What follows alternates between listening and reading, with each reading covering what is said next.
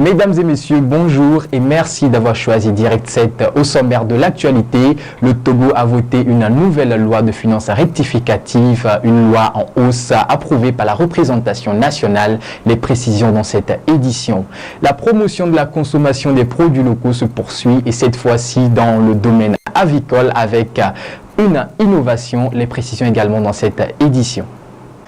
Comme je le disais tantôt dans les titres, l'Assemblée nationale togolaise a voté jeudi la loi de finances rectificative 2021, initialement prévue à 1521 milliards 646 millions 626 000 francs CFA. Ce budget de l'année en cours est revu à la hausse à l'oreille 2022. Le projet de loi de finances rectificative 2021, approuvé par la représentation nationale, est projeté en recettes et en dépenses à 1702 milliards 868 747 000 francs CFA, soit une hausse de 11,9%. Ce collectif budgétaire permettra au gouvernement de poursuivre et de renforcer les efforts engagés dans la lutte contre la Covid-19. Il sera également question d'accélérer la mise en œuvre des mesures identifiées dans les différents secteurs socio-économiques du pays.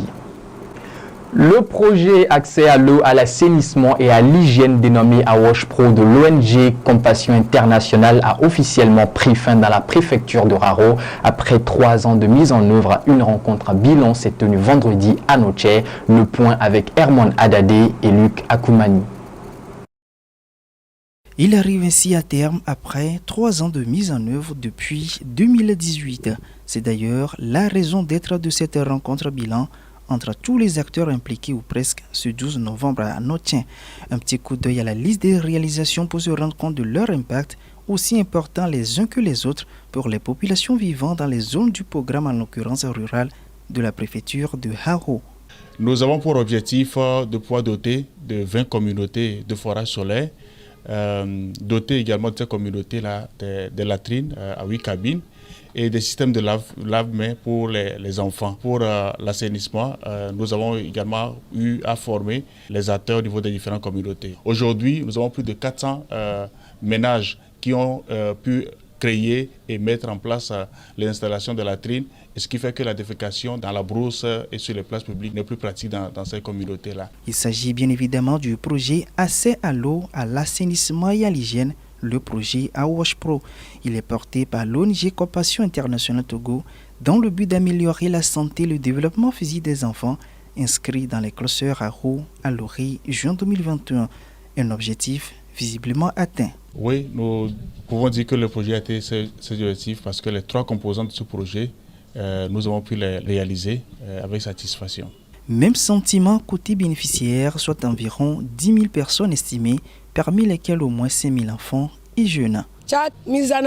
Auparavant, nous utilisons de l'eau de pluie, ce qui nous causait souvent des problèmes de santé, que ce soit pour nos enfants ou pour nous-mêmes. Heureusement, avec l'arrivée de Compassion Internationale, nous disposons aujourd'hui d'eau potable et de latrines, et notre santé s'est considérablement améliorée. Nos reconnaissances à Compassion Internationale et à nos donateurs. Avant l'arrivée de Compassion Internationale, nous avions des difficultés liées à l'accès à l'eau potable. Aussi par manque de soutien, certains enfants étaient déscolarisés. Ces problèmes sont désormais réglés avec l'aide de Compassion Internationale qui nous a également offert des latrines. Près de 400 millions de francs CFA, dont 80% de l'ONG Compassion Internationale, ont permis à la réalisation de ce projet. L'ONG Compassion Internationale est installée au Togo depuis 2008.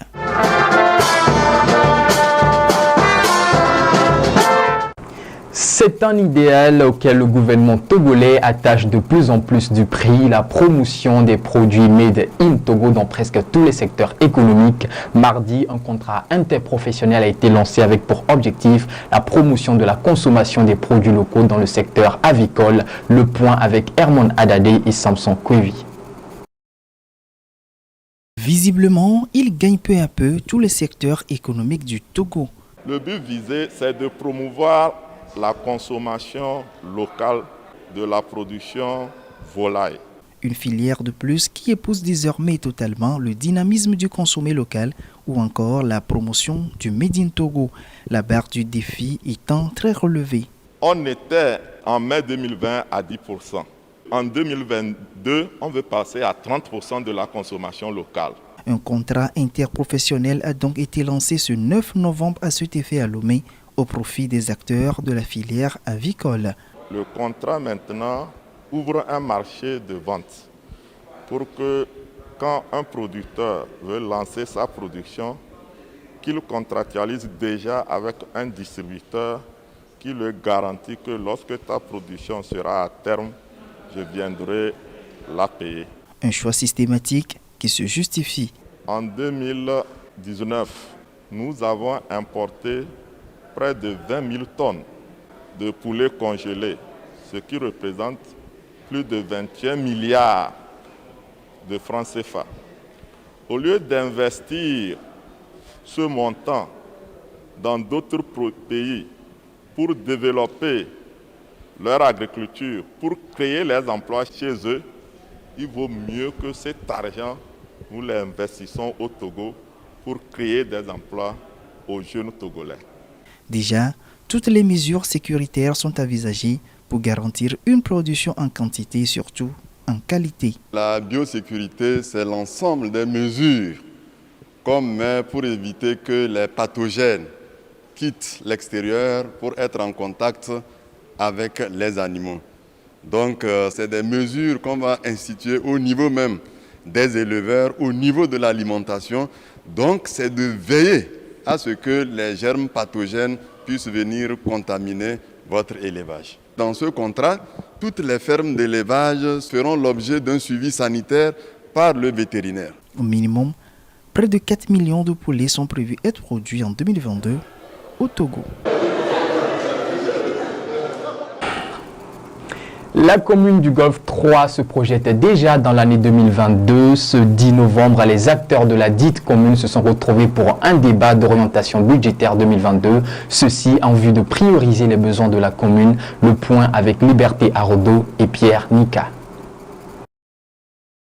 Ces hommes et femmes ici réunis représentent la commune du Golfe 3 dans toutes ses composantes. Un seul objectif, décliner les priorités de la dite commune à l'orée de l'année 2022. Cette rencontre s'inscrit dans la droite ligne du débat d'orientation budgétaire 2022 pour la mairie de Baie-Ouest. Le Golfe 3 reste une commune fragile comme toutes les autres 117 communes du Togo, de par leur jeune âge. La fragilité aussi de par la difficulté budgétaire, comme je l'ai rappelé. Nous sommes siège de beaucoup d'institutions et nous n'avons pas beaucoup d'entreprises, ce qui limite nos moyens d'action parce qu'il faut de l'argent pour tout faire quand même. Mais nous nous attelons à trouver des voies, des solutions à ces problèmes que nous pouvons régler avec brio à l'avenir. Nous avons beaucoup de projets tels que les cantines scolaires qui seront lancées pour l'année 2022.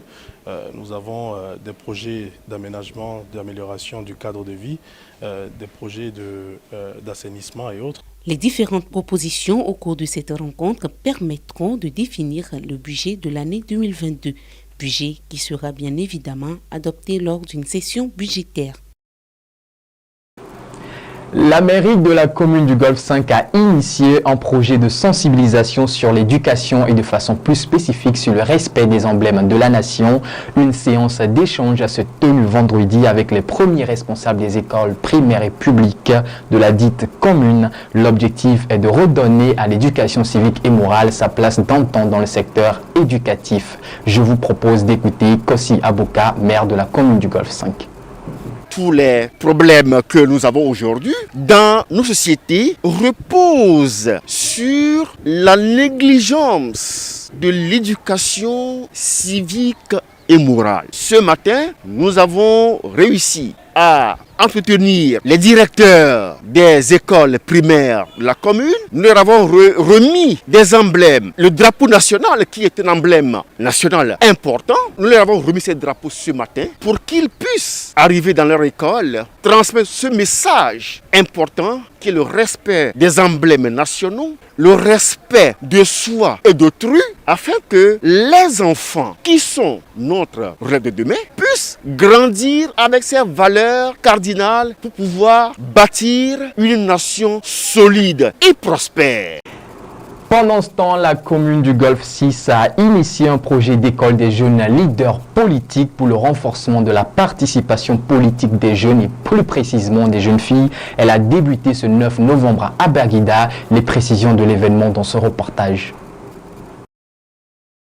Elles ne sont que 3 femmes, toutes âgées de plus de 30 ans, sur les 19 conseillers municipaux que compte la commune du Golfe 6. Au niveau de l'exécutif, aucune présence féminine. Les initiatives pour l'implication de la gente féminine dans la vie politique deviennent visiblement de plus en plus une priorité dans l'agenda des communes. C'est ce qui justifie d'ailleurs la tenue de cette école des jeunes leaders politiques pour le renforcement de la participation politique de ces camps de jeunes, hommes comme femmes, dans la commune du Golfe 6. Débutée ce 9 novembre à Baguida pour 2 jours, cette première session est uniquement destinée à l'endroit de 25 jeunes femmes. Elle portera sur le leadership, la participation citoyenne, la communication politique, la décentralisation et la gouvernance locale. L'objectif du projet est bien clair, plus d'implication féminine. Nous voulons amener ces jeunes filles à la participation citoyenne, créer en elles un rêve de s'engager politiquement. C'est un projet à saluer parce que le constat il est réel. Et aujourd'hui, si on arrive à former au moins ces jeunes, c'est déjà un plus. Ces jeunes prendront la relève demain puisque la classe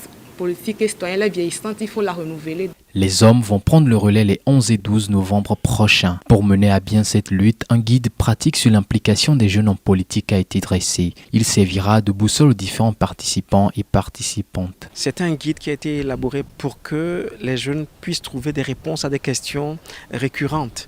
Notamment, qu'est-ce que moi, en tant que jeune, je vais faire en politique? Qu'est-ce qu'on attend de moi? Je n'ai pas d'expérience, je n'ai pas d'argent. Et si les gens de mon entourage ne veulent pas, par exemple mes parents ne veulent pas que je fasse de la politique, comment je gère ça? Comment je concilie ma vie de jeune par rapport à mes loisirs, par rapport à mes activités de formation et par rapport à ma vie tout court et la politique? Comment je concilie tout ça? Voilà quelques questions qui sont traitées dans ce manuel de manière véritablement pratique. À la suite de cette école, une visite d'échange est prévue dans 2 institutions gouvernementales, notamment l'Assemblée nationale et la primature en vue des échanges plus instructifs. Il faut noter que l'initiative est portée par l'association Nouvelle Alternative pour le développement durable en Afrique, NADAF, opérationnelle depuis 2017 avec l'appui de l'ambassade du Canada au Togo. Nous allons parler sport à présent, football, la 5e journée des éliminatoires de la Coupe du Monde Qatar 2022. Pas de vainqueur entre le Togo et le Sénégal. Épervier et Lions de la Teranga se sont séparés jeudi à Lomé sur le score de 1 but partout. Et c'est un nul qui a la saveur d'une défaite pour les Togolais, très déçus. Reportage avec Herman Haddadi. C'est un visage qui exprime tout le degré de déception des éperviers du Togo à l'issue du match contre le Sénégal. Ce sont des trucs à ne pas accepter. Prendre un but à la 91e minute, c'est comme si il y avait un manque de concentration. La première erreur, c'est qu'on n'a pas fini l'action. La deuxième erreur, c'est que Franco Atou, il aurait dû peut-être faire une faute et empêcher justement le Sénégal de progresser. Et la troisième erreur, peut-être que le gardien n'aurait pas dû sortir à ce moment-là. 3 erreurs stratégiques qui viennent malheureusement salir une copie pourtant très propre des Togolais pendant les 90 minutes de jeu. Un but partout entre les 2 équipes à la fin de la rencontre. Avantage des Togolais en toute fin de la première partie grâce à Nani Richard. Avant la parité des Sénégalais, aussi dans les derniers instants du match. Un nul à la saveur d'une défaite pour les éperviers. Bien sûr, parce qu'on était venu pour gagner. Là, le discours du coach, mon discours, le discours du team manager, le discours de tout le monde, c'était pour gagner le Sénégal. Mais malheureusement, comme je l'ai dit, on ne cesse d'apprendre. Et recevoir un but à 91e, je le dis toujours, c'est un peu, ça fait mal, ça fait plus mal. Les Sénégalais peuvent quant à eux se réjouir de leur suprématie actuelle sur le plan africain. Faut-il le rappeler, premier au classement, CAF et aucune défaite dans ces éliminatoires du mondial Qatar 2022. Je tenais à féliciter mes joueurs sur cette deuxième période où ils ont montré vraiment de la détermination, ils ont montré beaucoup de caractère, ils n'ont pas abdigué, ils ont continué à jouer, à aller de l'avant, malgré qu'on perdait 1-0. Je crois que ce que je retiens, c'est qu'aujourd'hui, le Sénégal n'a pas perdu et que nous continuons notre bonhomme de chemin sur ces éliminatoires-là où le Sénégal n'a pas encore perdu. Un faux pas de circonstance peut-on considérer, mais sans aucune incidence majeure sur le moral des éperviers qui jouent la Namibie en déplacement le 15 novembre prochain pour le compte de la 6e et dernière journée des éliminatoires. Et voilà donc qui met fin à cette édition de l'actualité. Merci mesdames et messieurs de l'avoir suivi et à très bientôt.